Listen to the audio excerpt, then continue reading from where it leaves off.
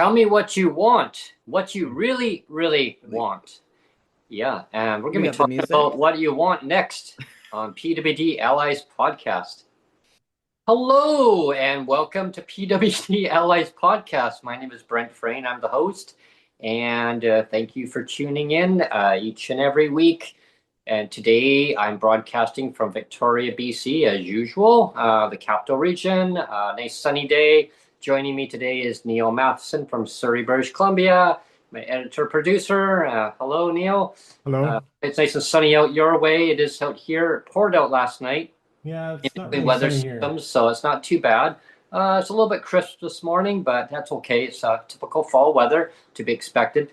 Take the good days as we can. And today is well, the beginning of another week, and we got lots to dive in today because we're going to be talking about what do you want, what do you really, really want. What do you want? What do you really, really want in Alberta for disabled and in Alberta on AISH? And joining me to discuss that is, well, part two is Cassandra It's Pollock. part two, yeah. Yes. And hello, Cassandra. I just had to throw it at what do you want? What do you really, really What do want? I really want? Yeah. Um, well, I'm gonna give some background. I mean, I think I talked about in the last episode, like Hmm. currently on AISH, our employment exemption is the 100% exemption is the first $1,072 is 100% exempt. And then every dollar after that, up to 2009, is 50%, meaning that if you were to make $2,009 in employment income, you would only get 465 deducted from your 1901 AISH, Hmm. right? Giving you over 3 grand a month, right? Total. And I think it's like 35 something anyway. But a lot of people, so one of the things that went on was, and I had to talk to a lot of people because a lot of people were afraid to make more than the $1,000 because they thought they were going to be irreparably punished. And I had to explain, I've explained to multitudes of people that's not the case. If you made the full $2,009, this is how much, this is how much you would get deducted. So it would still cover your rent, and you would still have a little bit left over, and you'd be able to, plus you'd have this employment income. Mhm. And because a lot of people just didn't understand that part of it, like the second part of it, and that, like, what that 50% was, like what you would actually get deducted isn't that much, so you didn't really have to be that afraid. So there Mhm. was this so there was this thing that it created this fear. Yeah, stigma. Yeah, people had this fear that if they made over the 1,000, that they were going to be, and it just wasn't the case. Hmm. It was just, government being terrible at explaining Yeah. things in a way, or putting Difficult. it out in a way that people understood. Even though, I mean, it's amazing to me, like in this age, but a lot of people still have trouble, like going on and looking things up. Like we had a grid that showed you if you made this much, you'd get this much from AISH, and what your total income. Mhm. We had a grid showing you, but it required you to actually, go to the AISH website and navigate, and that's where a lot of people have seem to have difficulty. Mhm. So they weren't, able, to easily find things, and which is one of my talents, is I'm really good at digging into websites and finding things that are obscure. And so yeah, so people were, they just didn't understand. And what they were asking for, and what we were all asking for, even me who understood, we're asking for a more generous earnings exemption, um, beyond the 1,072. That was one of the key things we were asking. Some of us were also asking that, now, there's varying degrees of this, that we bring AISH up to being equal to a living wage, Hmm. Hmm. right? Yeah. and Sure. and and that's what it is. Another most people on AISH understand this, but another misunderstanding about AISH is that the general public seems to think that by being severely disabled, that means you can't work at all, and that's what AISH is for, people that can't work at all. And that's not what it was intended, and that's not what the legislation said or it says. It says that it's that you're severely disabled enough that it severely limits your ability to work enough to sustain yourself. Hmm. Mm-hmm. So a lot of people, including me, like I have great skills. Hmm. I had some really great careers in I've done social work, worked in group homes. I've also worked in sales and been in management positions and managed databases. And so I'm a skilled worker. My issue with working is I'm limited in, like, there's mornings I wake up, I can't even get out of bed. Hmm. Hmm. And then I have to call in my employer, right? And say, hey, I'm sorry, I can't make it. And it's not like somebody that has the flu or had a hangover. It's like, I don't know when it's going to happen. Yeah, I flares don't up have, just unexpectedly. Yeah. yeah, I don't know when that's going to happen. And I don't know for how long it's going to be. So obviously, that creates issues with employment. Mm-hmm. Um, that creates barriers because employers are like, well, I can't rely on you, Hmm. right? And often, like, there's that 3 month. I haven't made it since I've been on AISH. I've not made it past the 3 month probationary period at any employment. And even when I'm well enough that I could, my disabilities become and my limitations become apparent within that 3 month period, and they just let me go. I was just going to And say they, that 3 month period, like employers, I know out in British Columbia, it's probably the same in Alberta and every other province, is that employers don't even have to give you a reason within 3 months. no, Like they can just let you go just because maybe you smile at them and they don't feel comfortable or, yeah, yeah, yeah, or some, well, yeah, no, it's true. They do not yeah, have to give you a reason within that 3 months. yeah. And if you're living with disability, so the problem I always ran into is like, well, if I open up and disclose with I need all these accommodations, Yeah. then they're going to say, oh, we went with somebody else, and they don't Hmm. have, and I have no way of proving it was because of my disability, because there was 10 other applicants or 100 other applicants. So I can't prove that, that it was because of my disability that they said that. So the other option I have is is I don't just close I try to make it the 3 months, and once I get over that probationary period, Yeah. Yeah. then I ask for my accommodations. Hmm. Yeah, well, definitely when I would go for a job interview, like I think I started like very, very, very early on. I started disclosing in the resume, and then I thought, you know what? I'm not gonna do that.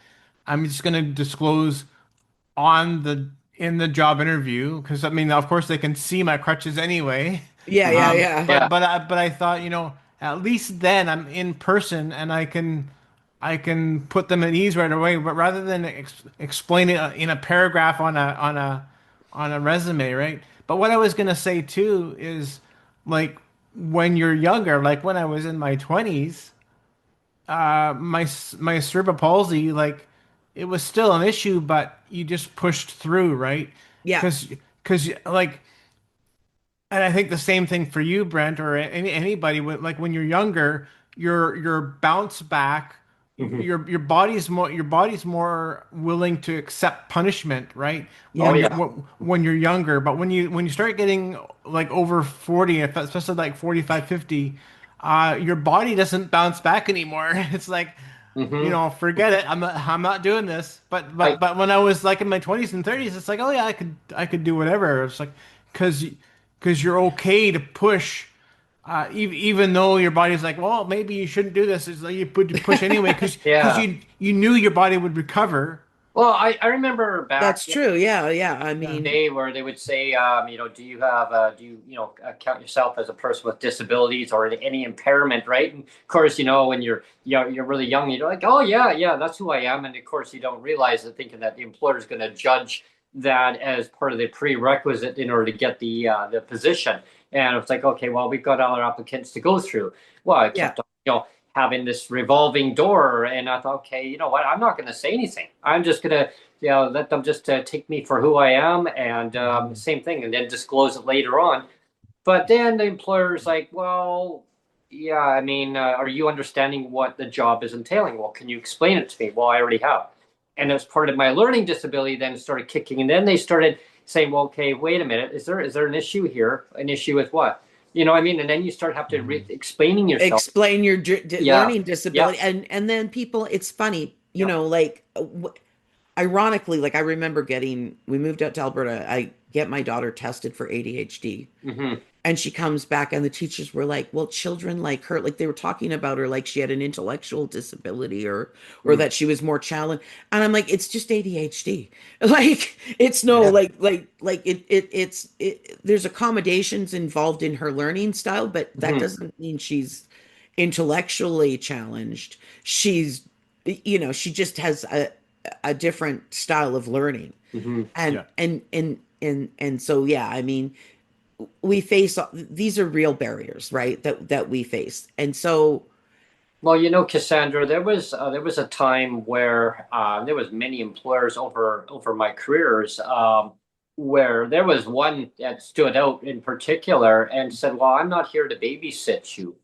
And you know what? Like they said, wow. what do you think of the would you like to offer you the position?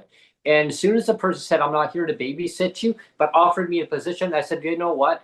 Thank you anyway. I thank you for your time for interviewing me, but if you feel that you need to babysit me," I said, "maybe I should throw you in." I said, "into a crib." Is what I said to the employer. Maybe I Good for should throw you. you into a crib. I walked out the door and never looked back. Well, yeah, Like, because wow. they've already shown you their bias Yeah, exactly. Yeah. and Yeah. their ableism, and it's like, well, do I want to Yeah. I already know what road this is going to go down, Oh, Yeah. yeah. right? And Like, the equipment accommodation. Oh, it's going to cost the company too much money. We're not here to. well, and Oh, and and there's a clear misunderstanding, like employers yeah. not understanding that, like, there's like government grants that actually provide for this, Hmm. Hmm. and they'll come in and they'll do the assessments and make the recommendations, and then they give these grants to provide these things. So employers don't often understand. So there's barriers there too. I I actually Um, I actually had a company I worked at, and I think I talked about this one time on a previous podcast way back when, but there was a company I worked at, and yeah, I'm glad you're talking about accessibility like equipment because there are grants, and I proved the theory because the employer did not want to budge. I know yeah, he didn't want to fire me because he liked me for who I was. He knew I had different abilities. Yeah. different that I could work with, that he could work with me on different barriers and work with me on it. I knew long term that I would not be there because time goes on and you start new things in life and new chapters. But I said right to the employer, I want to make it not just good for me but for other employees Hmm. going forward. Later on, and yeah. and there was other employees who would be working in the back of a kitchen, but they had monitors way up front. They couldn't see it, Cassandra. Like, it was too small. They were big monitors, but the print was so tiny. And I said to the employer, wouldn't that be nice if we could magnify that print and make it bigger? Oh, Brent, that would cost too much money. It would cost like at least $10,000 per each monitor, and we got like 5 monitors in the kitchen here. Okay, so that's $50,000. That would be chunk change to the government because in long term, Yeah. it would actually be more productive for you and you can write it off on your taxes. I looked into it. I made it happen. I made it happen. Well, All, yeah. I mean, so there's all kinds of initiatives, yeah, but like, let's yeah, just to bring it back yes, to AISH and ADAP. yeah. Hmm. Um, so one of the things, so these are the barriers. These are real barriers. We do not have an accessibility act in Alberta. Oh, you don't? We're Oh, no, that's not we're good. I think we're like one of the only provinces that doesn't, maybe even the only province that does not have an accessibility act Terrible. yet. Terrible. Yeah. The NDP was planning on bringing one in, and then now we got the UCP, and they, so Mm-hmm. we don't have an accessibility. I mean, we have the federal one, but we don't have a Mm-hmm. provincial one. It's unfortunate. Um, yeah, and Mm-hmm. so that's another issue. That's one issue. That's a huge The barrier. other thing is so we always had this thing called disability related employment supports, or DRES. And one of the companies, one of the not for profits that helps, that supposedly, I'm going to say supposedly helps people with disabilities get back to work, is and I'm going to name them. I don't care, because I was one of the people that tried to go through them. So I'm going to talk about my experience. It was Prospect Employment, and they kind of endorsed this ADAP program. Mhm. And the thing is I go through, I'm like, oh, they help people with disabilities. And I knew what I needed. I needed an assistive technologist to Mm-hmm. do an assessment of me, to see what accommodations I needed, as well as like I needed an assistive technology to look at my agronomics and what kind of assistive technology I could use just to do my old jobs, which were heavily involved use of a computer. Yeah. And like, we've all talked about, like, even just sitting here in front of my computer, with what's going on in my thoracic spine, um, it causes me a lot of pain. If I'm trying to type and do things, like I love to do graphics, I Mhm. can't do any of that stuff anymore because it causes me such excruciating pain. It takes me Mm-hmm. so long to recover from just doing something I love, let Yeah. alone trying to do it as work.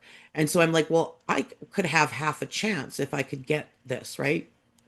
So I talked to this prospect, and she's like, oh, well, you need this assessment and that assessment. And she Mm-hmm. sends me off to Dres to get these assessments.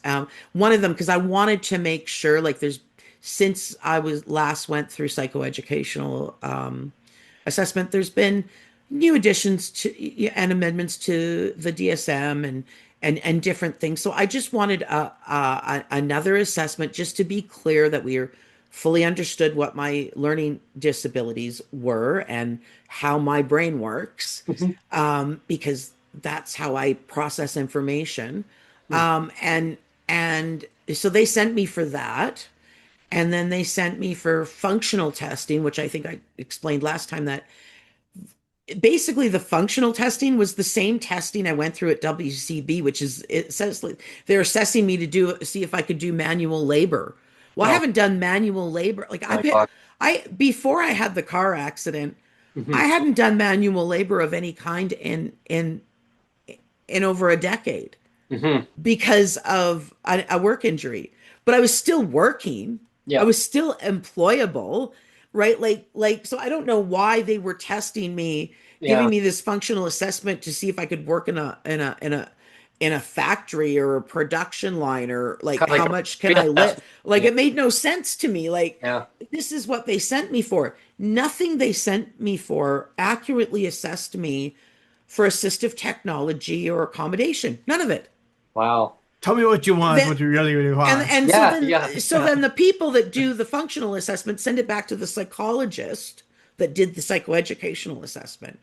And the psychologist looks at what they sent, and then looks at my cycle, and there's problems with the psychoeducational assessment that's which is a whole other show. There was some bias on the behalf of the psychologist that were incompatible with doing a proper assessment. Oh Um, wow. but but but anyway, I they do this, and she's telling me, well, you could go back. You like fashion, you could do work in retail, or you could work in be or you could be a Walmart grader. And I'm like, lady, I had a career that involved me, all my careers involved me heavily using my intellectual capacity. Mm-hmm. Like, I'm not, like, I don't have an intellectual disability. I have advanced employment skills. Mm-hmm. And you're telling me that I can be a Walmart greeter? Well, first of all, physically speaking, I can't do it. literally when I had my work injury decades earlier, before I had the car accident, which made me unemployable, um, I, I uh, I had to quit doing that because they put me on modified duties and essentially being a greeter, and the pain it caused in my body, I was just going to say, yeah. even when they provided me a chair, Hmm. it was like I couldn't last more than an hour or so. Sometimes I'd push it to two, but I was in so much excruciating pain, and Yeah, I'm because like, of the curve, right? Because of sitting there in that and position. or sitting and standing, like the Yeah, hard floor, yeah. like, and I'm like going, Oh, it was yeah. so disconnected from reality. It's like I haven't done that kind of work in this many years, but Exactly. I found other employment that was more compatible with the changes in my body from that injury.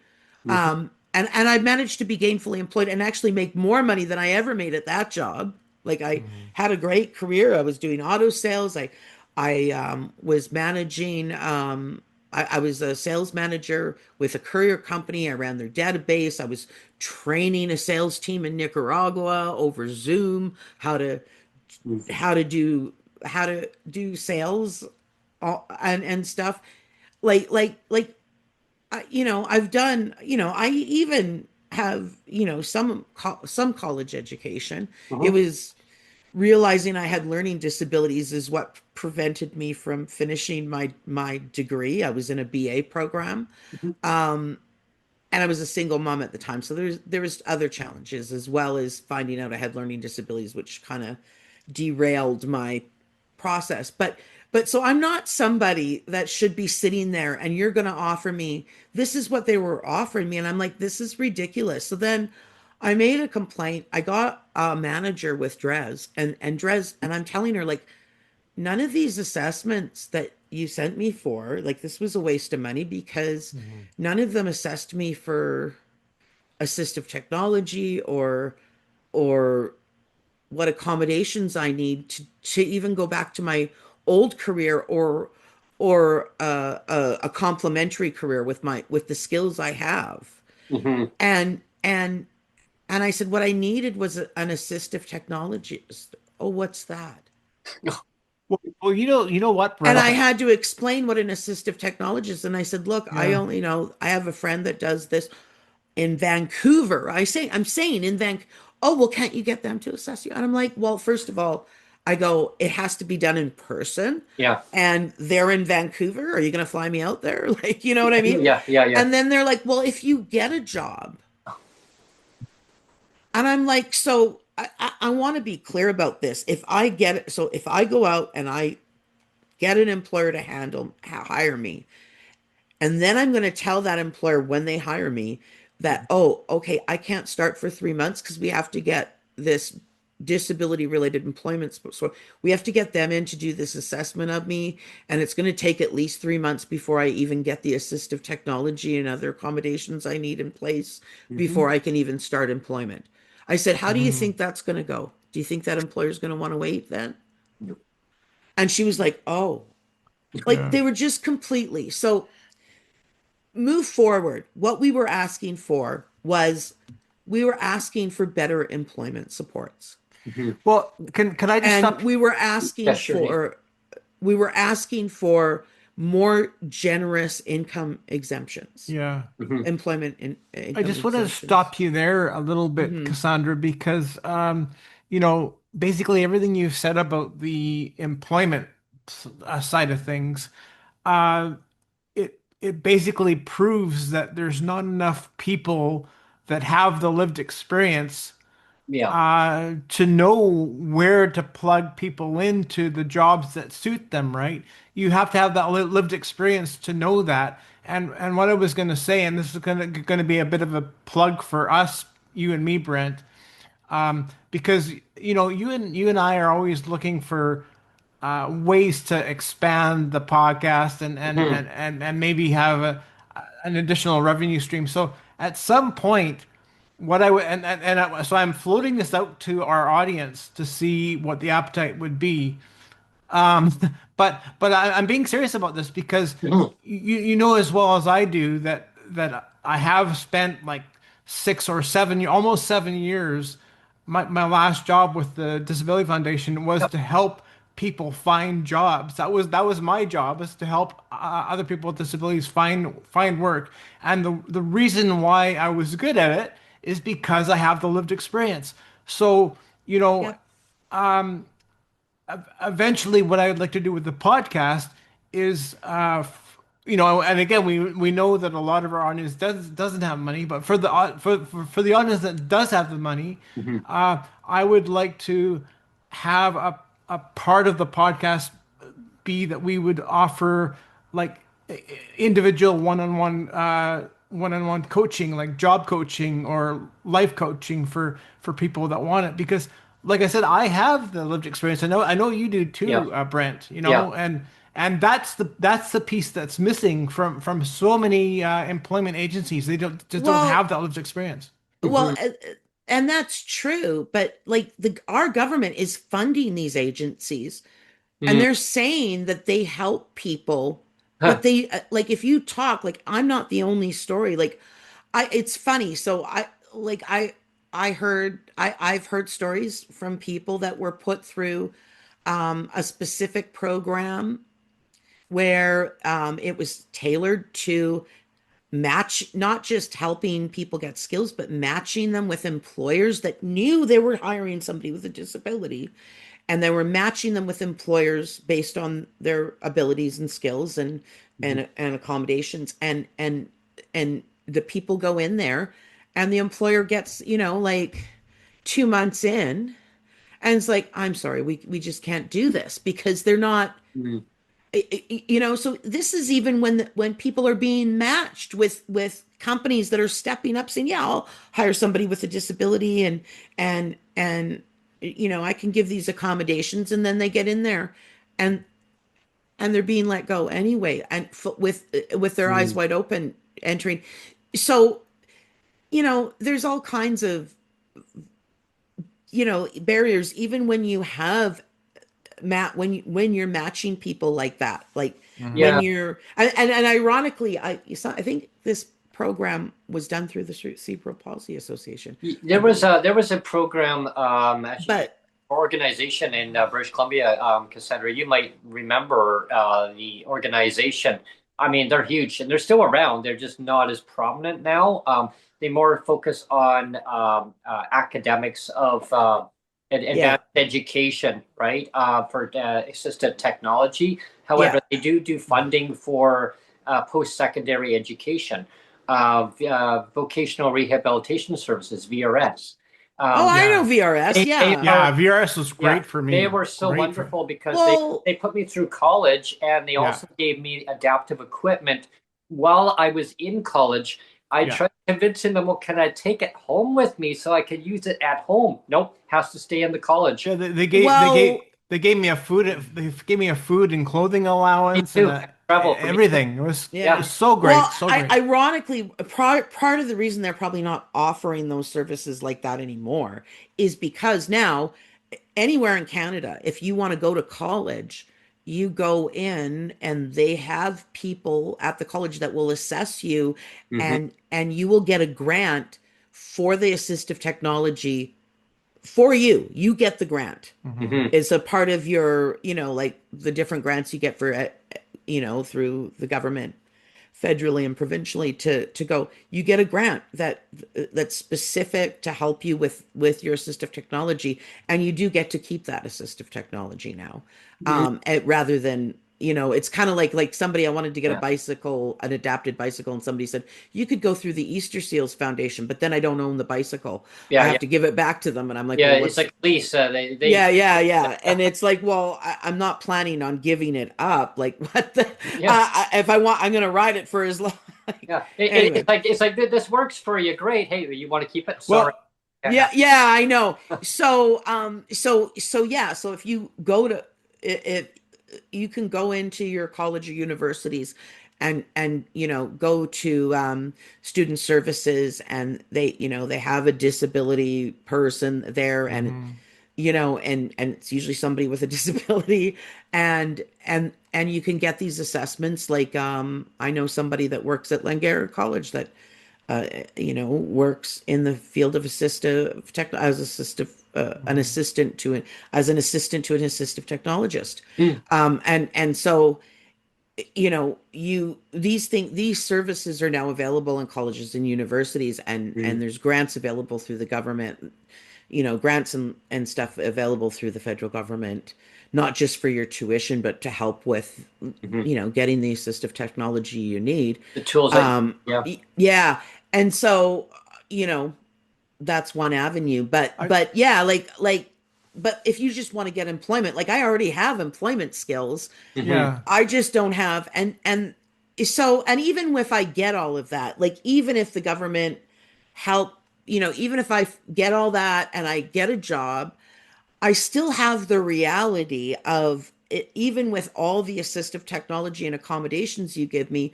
One of the accommodations is you have to realize that I might work for 3 weeks, and something's going to happen, and I'm going to be down for a week or maybe two or or maybe a longer. Mhm. month. Yeah, Yeah. And then and are you going to hold my employment until I'm back? And that just doesn't happen, yeah, especially with once you're past the probation period, it's a little bit more difficult, but it's still not sustainable. Well, Like the yeah, it's not and so this idea, anyway. So I just want to get back to, yeah. like, 'cause this really goes to yeah. what we want. We asked for more generous earning exemptions. What do Mhm. you want? What do you really, really want? Yeah, like for instance, like sometimes if I get a job in one of my previous careers and I manage to, I can make upwards of 3 grand a month. The Yeah. problem is I can't sustain it for longer than a couple months. And so what they used to do is they would put you on, if you had sporadic employment, they would put you on annual reporting. And then annual reporting meant at the end of the year where you reported it, and then they would deduct it, but they would spread it out over the year Mm, instead Mhm. of being like you losing your income for 2 months because you made 3 grand. They would divide it up so that and they've kind of messed with that a little bit. But anyway, so we wanted more generous, the 100% exemption to be more generous than mhm. the 1072. That was one of the things we wanted. We wanted them to not only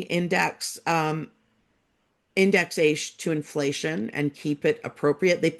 We had it indexed to inflation.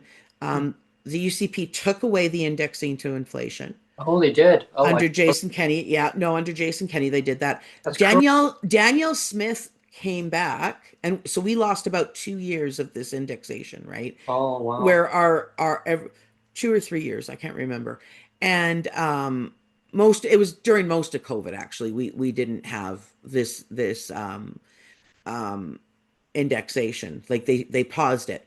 Danielle Mhm. Smith came in, and one of her promises was, I'll re-index AISH.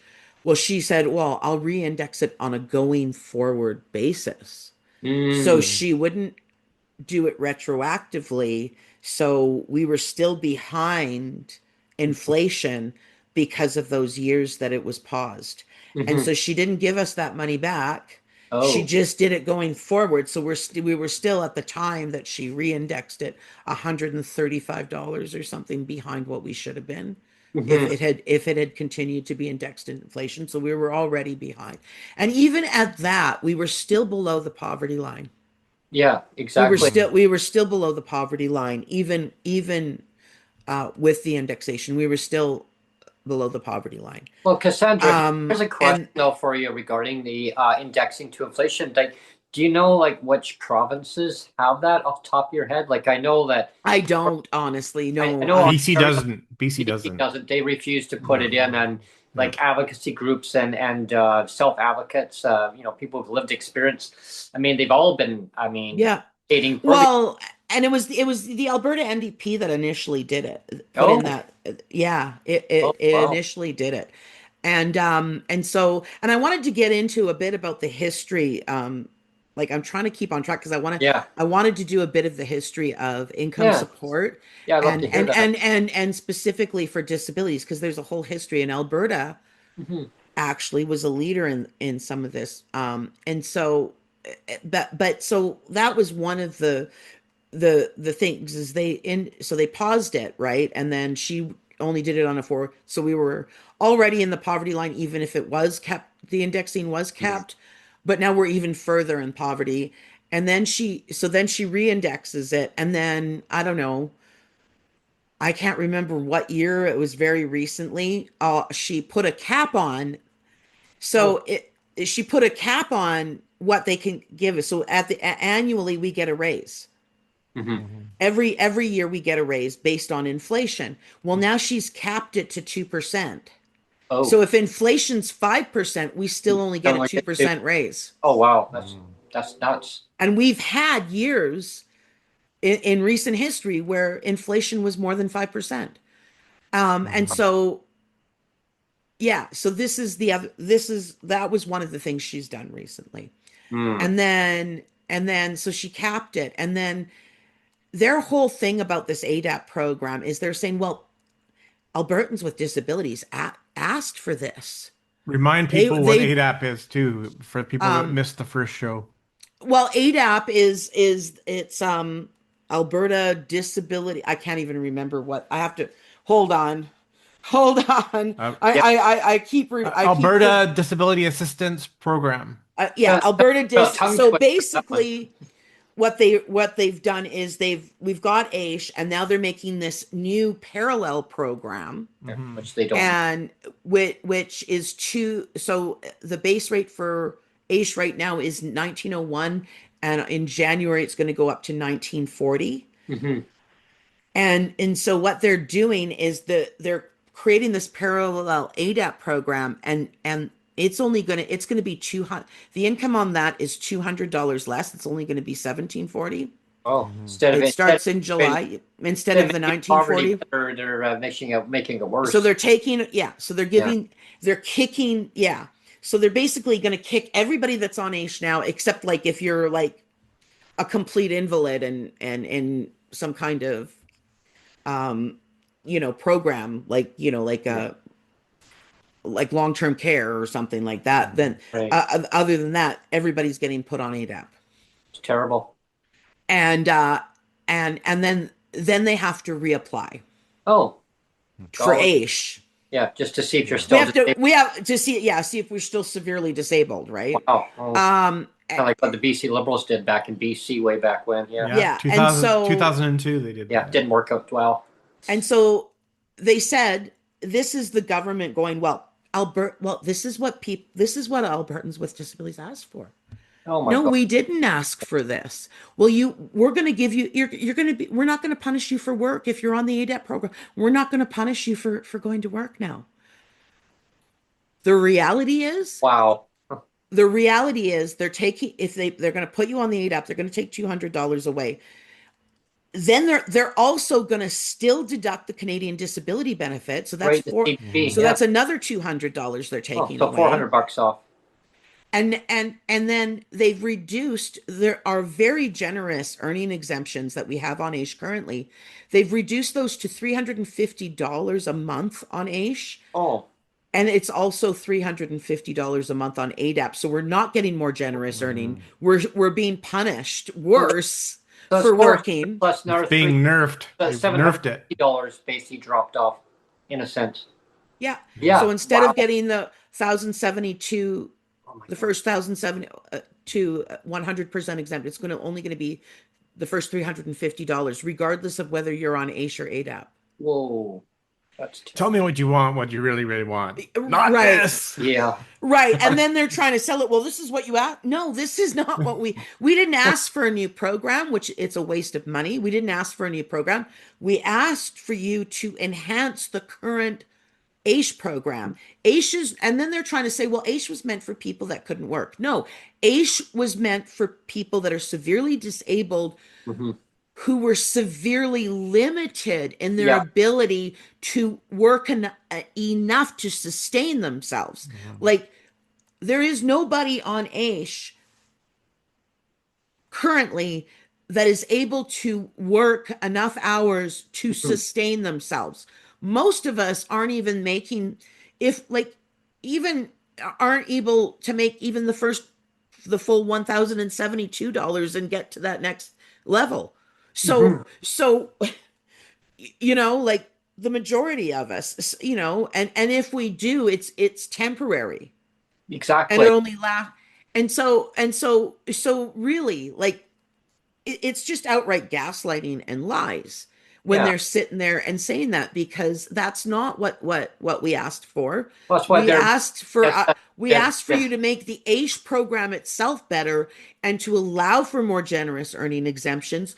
We asked you to raise the AISH amount. I mean, a to a, lot of us were asking for them to make it equal to, I'm one of, I'm one of the yeah. leaders in doing that, in Mhm. saying that all disability income should be based on a living wage, Yep. right? Absolutely. At Yeah. minimum, Yeah. right? Yeah. Like, that doesn't even take into Your account disabilities. that Yeah. it costs more to live with a disability, Yeah. just than it does to live without one. Hmm. But like, a lot of us were asking for that. We were asking for them to keep, like, not to cap the indexing to inflation at 2%, to make it equal to what inflation actually is Hmm. Mhm. in any one year. That's what we were asking for. And as far as employment, we Hmm. wanted an accessibility act that would hold workplaces to account, Hmm. Mhm. when they are hiring with people with disabilities, to put more safeguards in place, so that things like what's happened to me and what's happened to many others, where even if you're matched with an employer that is hiring people with disabilities, to that you're matched with an employer that supposedly fits your abilities, Hmm. that they can't just let you go Mm. within the 3-month One probationary of period. one of the quick Um, thing, sorry, Cassandra. One of the quick things I did want to mention was, again, talking about employment, was sometimes I think, or I wonder if government and employers are kind of maybe overthinking things, and this is where it gets back to coaching again. If you had a good, effective coach, a disability coach for properly matching to a job that actually fits, not even letting the employer know ahead of time, but just having that one-on-one time to really interview the client, the disabled client, and say, what do you want to do? What do you think you're good at? And like really flesh that out even before you talk to the employer. Because what I was gonna say is, like, some of my most effective, like, when I was looking for work, when I was like in my early 20s, I would just cold call Mm. employers. And actually, that's what I did as well when I was coaching people on employment. I would just cold call and say, "Would you be open to this?" Yeah. The good And old so Yelp it page. wasn't even making sure that the all the employers were okay with it beforehand. I would just cold call and find all that out, Hmm. right? You right. see, No. you see what I mean? Like, yeah, But so that's being done. yeah. But the problem is even when employers are open to it, I mean, we do have, I mean, DEEM, Disability Employment Awareness Month. Um, I don't know what it's like in BC, but out here in Alberta, like, we have DEEM events, which actually bring employers in. It's mostly, I mean, it's, you get people with disabilities obviously looking for employment, and also speaking to employers and talking about it. And so we do a lot of programs, and this is all nonprofit. This is not funded by the government, but we have actual events during DEEM month, right? Like, for Disability Employment Awareness Month, we actually have these things, and we bring employers in, and we're teaching employers, and like, trying to give them that. It doesn't solve the problem Yeah. 100%. There needs to be laws in place, like an accessibility law act, like Which Alberta's things like lacking. that. We need stronger, I mean, we've got protections under the charter, but I mean, as we were talking before we went live, our current government likes is getting a little too free and happy with the notwithstanding clause, which Yeah. overrides charter rights. Mm. And I think there's a great explanation on my friend's podcast where it says like, so there's um, I think it was section one, and I'm not going to say this because I don't have it in front of me properly, but section one is basically like you have to give people equity, and they're basically saying that they already know that this is illegal and against the charter. When they use the notwithstanding clause, they're saying like, we already know this legislation is against your charter rights, but we're going to do it Hmm. anyway. Oh, And so it's really an admission of it. And so they've been using it against the LGBTQ community and trans youth specific. what about They're students? using it against there's talk. It looks like, we don't know. We'll find out sometime today. Um, they're actually considering using it on back to work legislation. So this is a government that does not care about people's rights, our charter rights, the charter, or the Human Rights Act. But so they don't care for the laws that are in place, and they want to override them. But also like what we really need, if they really cared about helping persons with disabilities find employment, I mean, they would put in an accessibility act, and they would strengthen the Human Rights Act, and strengthen our own Bill of Rights to give stronger protections for persons with disabilities when they are in employment, to accommodate these things like the episodal part of disability, which uh, you know the episodic part of disability is almost universal. Like I would say most that's people. at Yeah, least 90% of all disabilities, right? Is Yeah, episodic. it yeah. has. Yeah. Yeah, like I mean, there's Yeah. different degree of constant disability, but then Hmm. the episodic part is like your current severe disability might get more severe for Yeah. a period of time and fluctuate back and forth. Yeah, Yeah. but how And about and in the schools though? Like I'm wondering like if you're like the TAs, like in Alberta, do they have TAs there?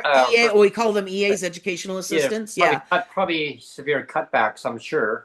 Well, yeah. So here's the irony. They severely cut back a lot of the EAs that help. I mean, we've got over, I mean, if you want to talk about education, their first line of attack, I mean, and ironic, I look at the 1920s in Germany, Mhm. and ironically, the first people that they attacked is the first people that this government attacked. It was trans people, and it was trans kids and kids with disabilities, Oh people wow. with disabilities. So when they attacked the education system, they specifically went, it was kids with learning disabilities and other disabilities. Like, Hmm. we had a ban on isolation rooms. They reinstated they took away the ban on isolation rooms, Mhm. which were were used overwhelmingly on children with autism and neurodiversities. My daughter was put in one. That same school is had a lawsuit like a decade later because of what happened to this couple's autistic son. So they and in an isolation room, and they are suing that same school that I had to fight with my daughter about what they were doing to her. Um, and they've reinstated these isolation rooms, and they've taken away educational assistance overwhelmingly. There's not enough educational assistance. I don't know the numbers. My understanding, and I could have this wrong, a teacher is we don't have enough.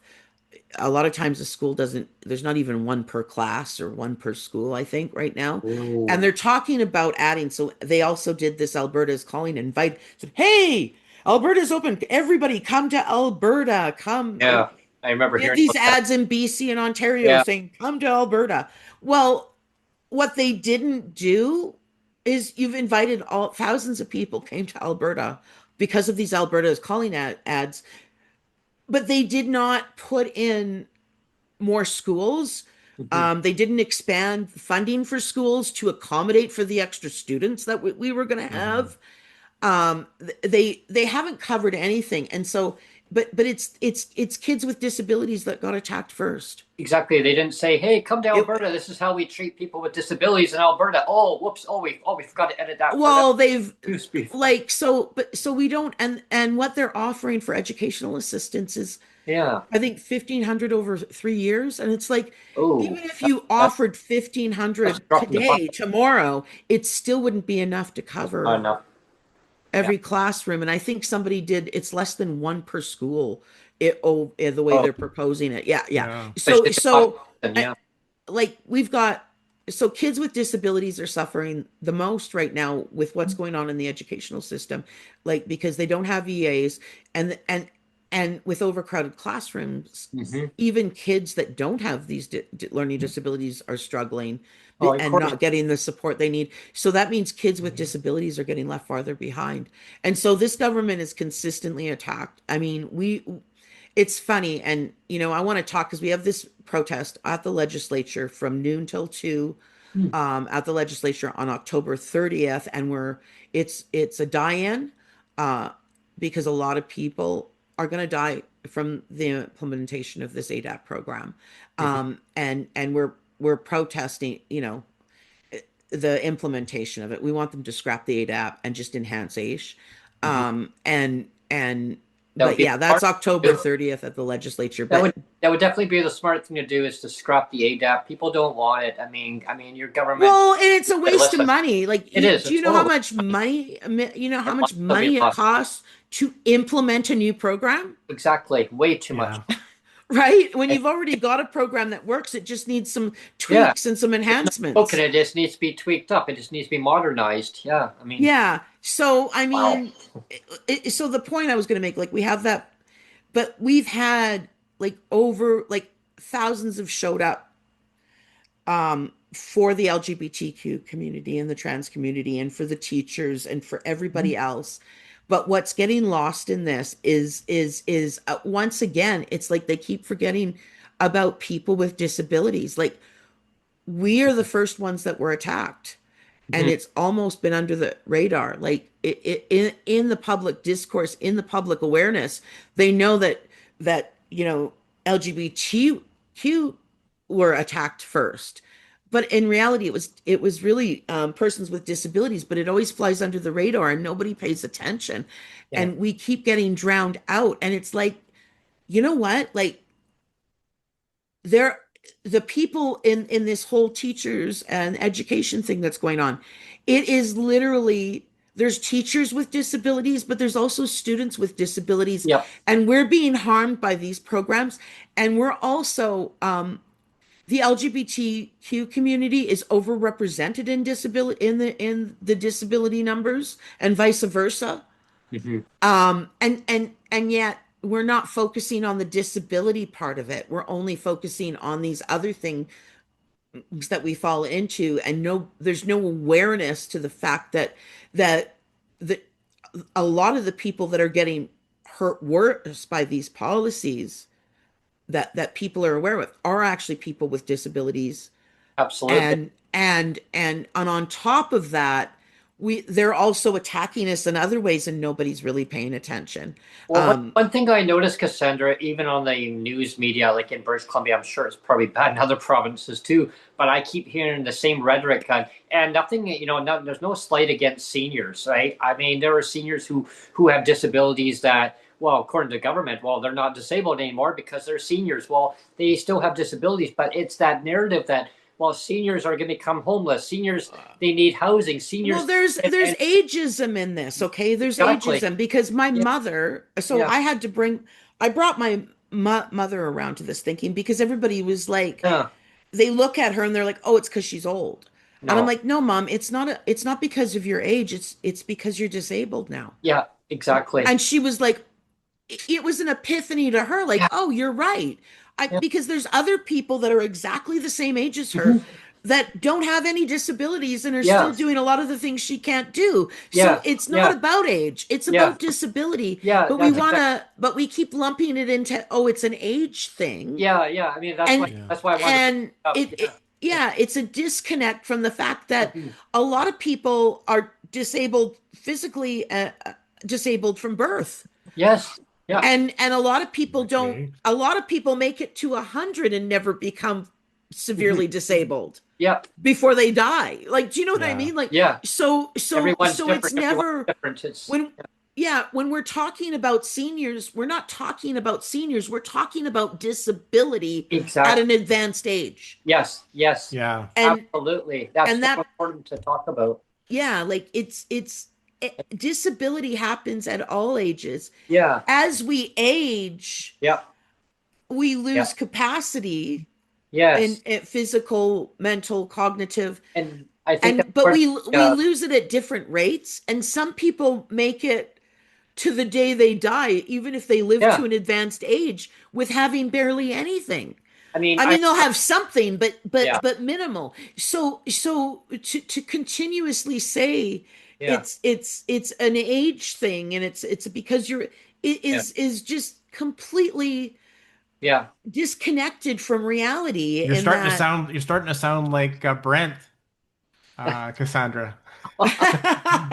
You're repeating Brent's talking points all the time. Yeah. Yeah. But Well, you I know think what? I Brent love and it. I I love share those talking I points. love it. Yeah, You we know share them. what? We share them all the You know time. what? We've We're been at the end talking of, about them for since the beginning of this show. Like, I mean, we've been Time. talking about them. Yeah. but you know what? Yeah. We're at the end of the podcast already, so it's time Yeah. for wrap up already. Yeah. So Already. that was a good mic drop there, Cassandra. It goes by so fast, Cassandra. But I think we'll have more further discussions on that topic because I think that it's society in general and media like news hour stations. They don't talk enough about this stuff. Like they need to get it out there. It's okay to talk about seniors aging, like people like with disabilities aging in time, and they become from a child all the way to their Well, youth we to need to adults. move away from talking about disability, and like Yeah, it's like either on one hand it's like yeah, okay,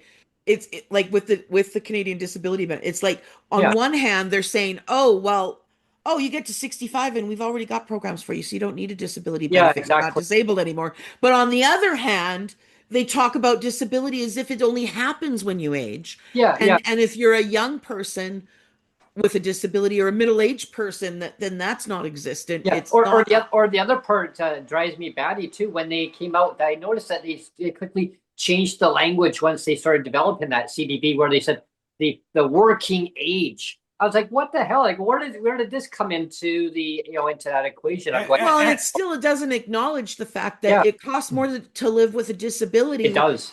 than without one, and it doesn't matter Yep. if you're 65 or 45 Yeah, or yeah, 25. yeah, or 20 or 15 And or let's highlight the point.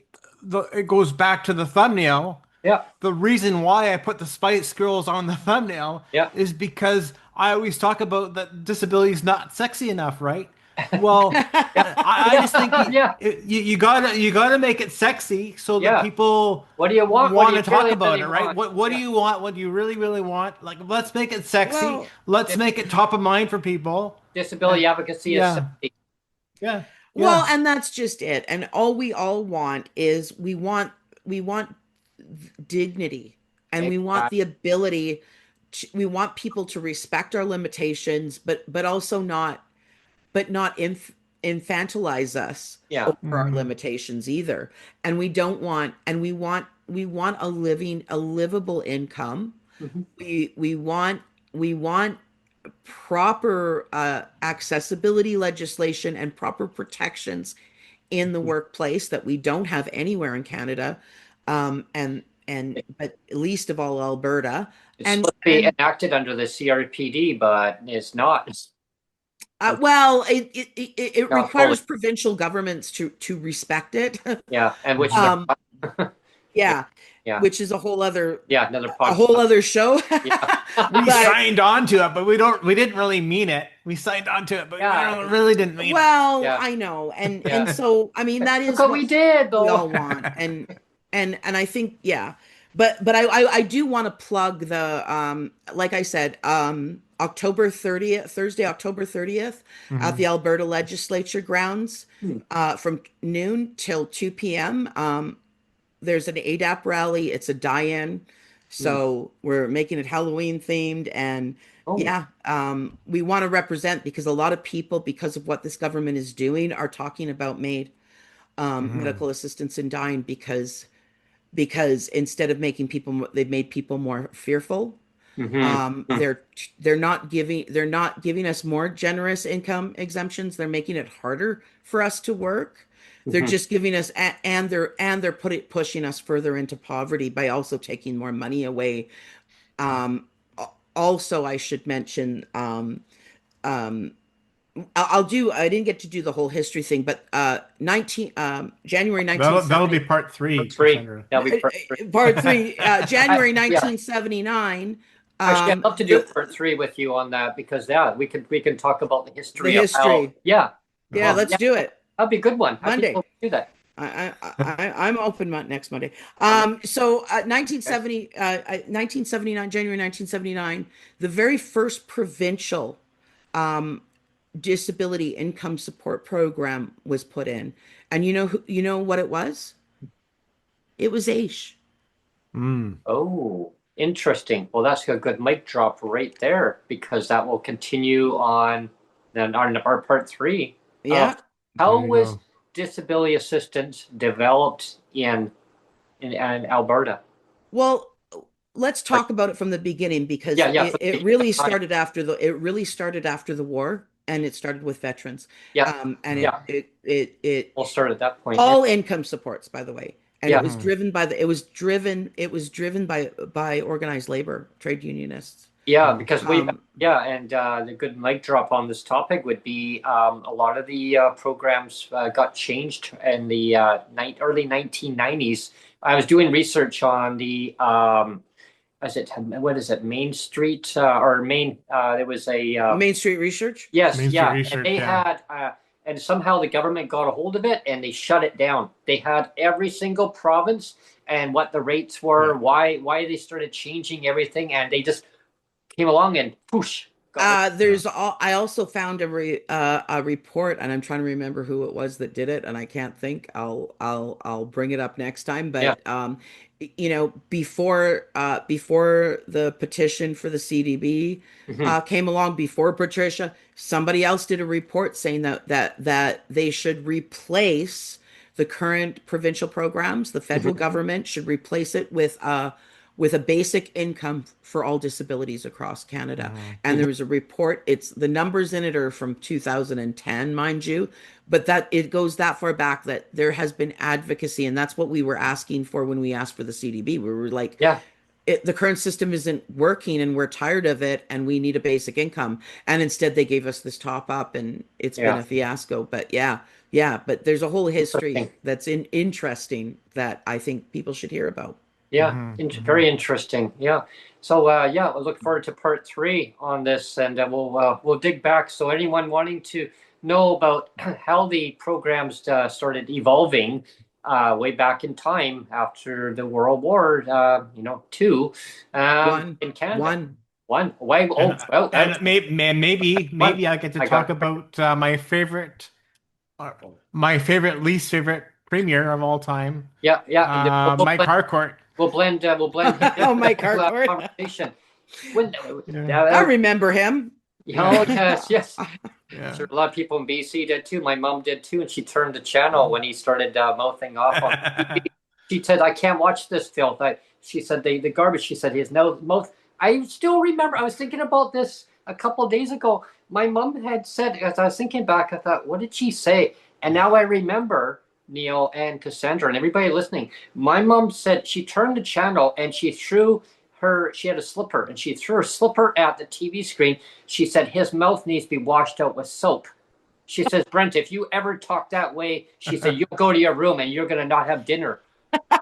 And I was like, what? Well, I didn't say anything. I said, I just wanted Yeah, to Yeah. no show you my kidding. homework assignment that I had from school. She goes, oh, I can't talk to nobody right now. I was like, wow. Like, she was so Wow. mad with what Mike Harcourt said on live TV at the time. And Yeah. what did he say to Neil? Those three words? Yeah, no, it was more than three words. It was everybody on income assistance is cheats, varmints, and deadbeats. Yeah, that's what I mean. Yeah. Cheats, Oh, varmints, yeah. and deadbeats. Yeah, my mom lost it. She literally Yeah. lost it. I was like, wow, I couldn't believe it. Well, Yeah. You know, the another, you know, Campbell, I can never remember Oh Campbell's yes. first name, and the reason I Yes. can't remember Campbell's first name is because I have a friend that called Christy Clark Christy Campbell because she Yeah. Yeah. Well, they basically were and twins, right? They yeah, Yeah. basically right, were yeah, they twins. were Yeah. just Yeah. different sides of the same coin, and they were Yeah. also horrible with, Yeah. One was, Yeah. yeah. yeah, at the time one was the education Yeah. minister, and then the other one was the premier. And then, well, 2013 came along, and we know what happened there. And yeah, quick wins. Anyway, we're getting Anyway, into yeah, another podcast two Yeah, Yeah. already. we're You back. know, Okay. Yeah. I was gonna say we have to do a new what do you want to call it? A new feature on the podcast. We Yeah. should have a new feature called the podcast before the podcast. Yeah. Yeah. I think that would be great. I Because I think that mean, would be great. seriously, we get into these big long discussions before we even hit record on the Yeah. Yeah. True on the story, main yeah. I think podcast. that would Well, be you kind of could funny, actually. splice them all together, Yeah. yeah. That'd Like be and make hilarious. a I think that'd be great, actually. I think that'd be Yeah. entertaining. Anyway, if there are our audience, if you have any show ideas, things that you'd love to see happening going forward, things that we've discussed on today's show and other previous shows where advocacy it never takes a break. Advocacy is a tireless. I'm thinking about doing a rant and rave on Halloween. If we're back on Halloween for Friday, we Right, can do a right. rant and rave. That's up for the debate. We can talk about Yeah, that, yeah, we Brent. can But talk about that one, yeah. and but there's other future shows where we're going to make a few adjustments, few changes in good ways. Advocacy never takes a break, though. If you'd love to Sunny be ways, Brent. Sunny sunny ways. ways, my friends, sunny ways, sunny advocacy ways, my friends, and it's brighter days are ahead because advocacy. We all join together in our advocacy and make change for the better. Because with strength across PWD and our allies across our beautiful country, not beautiful politics, that's for sure, but our beautiful country, we can make change happen. We just have to work in our own advocacy ways of holding our politicians to account. So if you want to see your accessibility change within your government, your income, whatever the tools that you need to make your life better in your own way, because everybody has their own way of how it affects their life. Basically, I mean, contact your local. Well, start at your city hall. Start and move your way up. Move your way up to your MPP if you're in Ontario or in Alberta, whatever province you're in. Your local representatives, member of the parliament. Let them know that the systems that are in place right now are archaic, and we're going to talk more about that on our next podcast with Cassandra here because we're going to dive back and way back in our time machine and we're going to talk about why things are happening the way they are and how they've evolved to the current state. Who knows? That number 3 might turn into number 4. We'll see how that goes. But I know there's always so much to talk about, right? Yeah. stay tuned, everyone. Though I really hope you enjoyed today's podcast and tune into part 1. If you missed today's episode, tune into part 1 of Cassandra Pollock, the episode, and number 2, and stay tuned to number 3. It almost reminds me of Back to the Future. Part 1, part 2, part 3. I wonder if it'll be Yeah. part 4. Anyway, now that's another day's topic. Thank you for tuning in. Please subscribe, like, and share. Have a wonderful day, and stay tuned till next Friday as we'll have a show coming up. Is it going to be spooky? Is it going to be We don't know what it is, trick but or treat? I maybe don't rant know. and rave. We'll see. It could be a rant and rave. But on the following Monday, if you miss next Friday's show for whatever reason, stay tuned to next Monday. And we'll have Cassandra Pollock joining us back on. And we'll take a dive into the policies and rates and whatever else comes up. Take care. Have a great Tell me day. what you want, what you really, really want. If Tell you me want what to you be want, my lover. Yeah. Thanks, everyone. Stay Bye, tuned. everyone. Yeah. Take care.